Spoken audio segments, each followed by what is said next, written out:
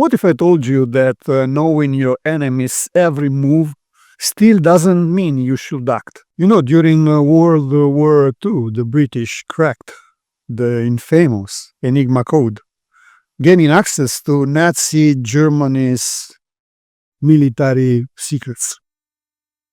But they didn't stop every attack. They let some happen. Most of them, actually. And in doing so, they sacrificed many lives. And this is one of the most ruthless strategic decisions in history.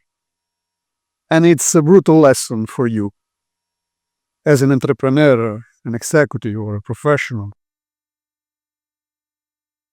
So if you want to learn how to apply strategic patience and calculated risk-taking and brutal decision-making, also in your business, then you should know about the Enigma machine and those who cracked the Enigma code and what they had to face in making the right decision. What I would call the art of strategic sacrifice.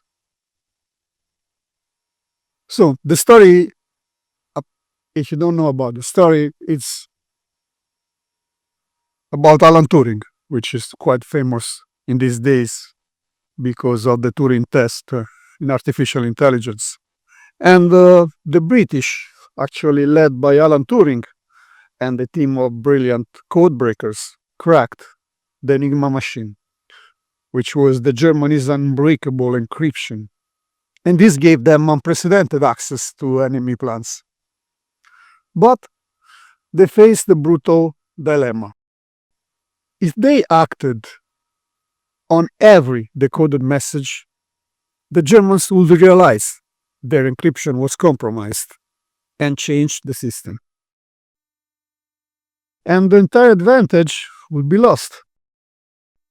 So, they made the hard call. They allowed some attacks to happen. They let some ships sink. They sacrificed short-term wins to preserve their long-term advantage. And what does this mean for you as a business leader? Well, think about your own business, your market, your competitors, your employees. Are you trying to win every battle, but losing the war? Are you reacting emotionally instead of strategically? Are you willing to make painful sacrifices today to secure a dominant position tomorrow? The business Stoic doesn't just chase short-term victories. They play the long game.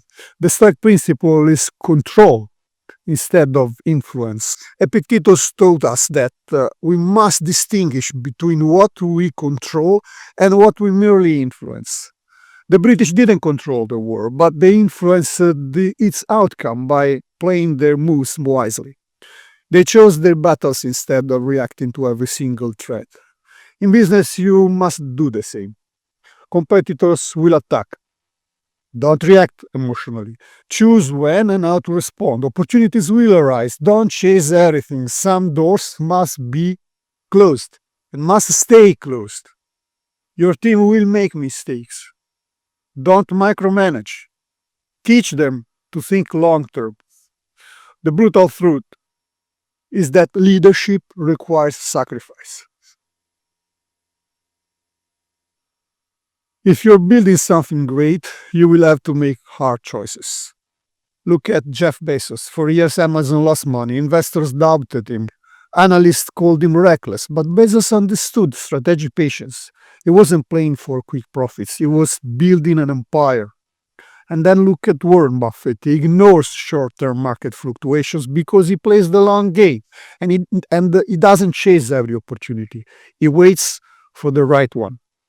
And look at Steve Jobs. He was fired from Apple, but instead of reacting with bitterness, he strategically rebuilt himself. And when he returned, he didn't just make minor changes.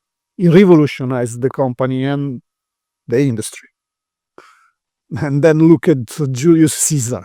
Before crossing the Rubicon, he spent years cultivating loyalty among his legions, knowing that the real battle wasn't just military, it was psychological. And then look at Sun Tzu. It teaches us that the greatest victory is that which requires no battle. The best leaders don't rush into conflict. They shape the battlefield before the fight begins. The weak react to every event. The strong choose their moves. So the question is, are you playing to win, or are you just trying to survive? If you want to master Stoic business strategy, long-term thinking, and high-stakes decision-making, subscribe now, and remember, not every battle is worth fighting, but the right war, that's worth everything. Bye-bye now.